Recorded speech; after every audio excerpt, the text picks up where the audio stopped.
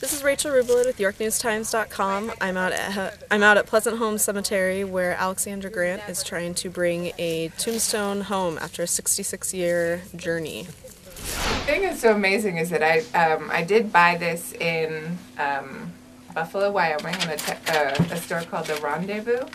And I found the man, I haven't talked to him yet, talked to his wife, who sold it to me. And it's an antique store that's a consignment store. And the man who consigned it is a blacksmith in the same town. And he bought it at an auction. And so I haven't gotten all the history. But when I bought it, I was told it was from a ranch in eastern Wyoming that had been, you know, like a lot of rural areas that become urban, that it had become suburbanized. So they said they had, I don't know the word, desacralized it, desanctified it. That, you know, that the stone was cool. And it just looks so sad.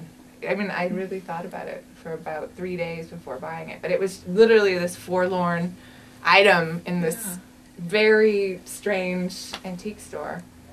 So, and then I think Julie sort of filled you. I've had it for 11 years. It's, I knew it needed to be somewhere more than with me, but I assumed it was going to end up in a museum, to tell you the truth, because I didn't actually think there was a place that it was from. Mm-hmm. My assistant was with me in the studio. I'm an artist, and I called, and literally my face, when you said, I said, "Hello, this is Alexandra," and you said, "Sheriff, this is the sheriff." And I was like, "What?" So it was an amazing conversation, though, because you said, you know, this is from this county, and I said, it's coming back. Julie also contacted the Chuck Doremus, who's, I hear that the Polk Cemetery is sometimes called the Doremus Cemetery because there's so many members of the family. And he's a first cousin, so I actually stopped in Colorado Springs on the way here and met with him. And, you know, we're in the parking lot of the Village Inn, and there he is. The last time he saw the stone was when he was a child. But it was an amazing experience because he and his wife are both from this area, and they, you know, to be in Colorado Springs and have them, and they're planning on being buried in the cemetery, right? And she kept saying over lunch, "I never dreamt I'd ever see the stone again," you know, which is this amazing thing to play. I'm really interested that as a complete stranger, I'd be able to play this role, you know, for 11 years. Like, I had this sense when I saw the stone. You know when you travel and you go into a store somewhere and you just see something that catches your eye and you don't know why?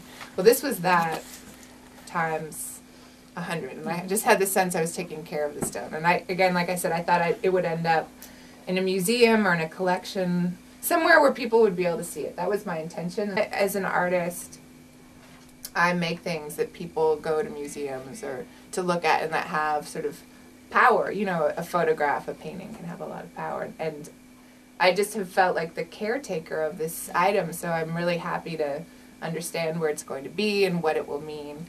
And it's interesting, Chuck Doremus said to me something really amazing about cemeteries, and it touched me because of my profession, that he said a cemetery is like a museum of history. I think that it's a very powerful item. It has a lot of energy, and, you know, when I moved studios, this thought went through my head that it needed to go home, and I didn't know where that was. And, you know, I didn't know, you know, I told Julie how stupid I am because I could have just Googled the name on the tombstone, but I so thoroughly had in my head this image of the ranch in Wyoming that I couldn't, it never occurred to me to not think that was true.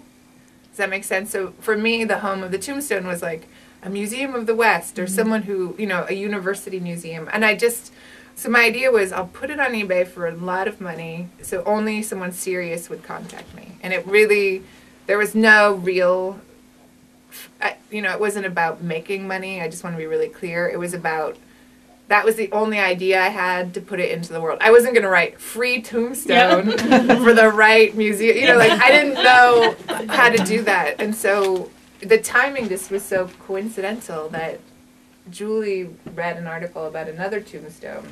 The day before. The day before I posted it.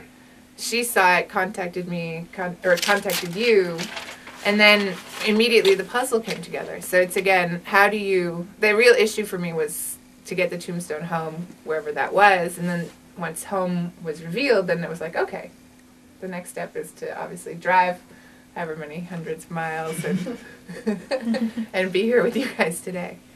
But you know, I have driven through Nebraska maybe 6 or 7 times and never really stopped here. So to have this experience where I now know where Polk and Osceola are, you know, the fact that we live right now in the United States, and it feels to me living in LA that people always talk about the West Coast and the East Coast, and that there's this one massive something in between. And I just think that's completely unfair to everyone in this country to not understand the diversity of places, and to have, you know, if someone in Los Angeles now knows where Polk, Nebraska is, and I think that's going to be pretty cool, don't you? Mm-hmm. I mean, honestly, this is like the best ending of a story I could possibly imagine. And once again, this is Rachel Rublid with YorkNewsTimes.com.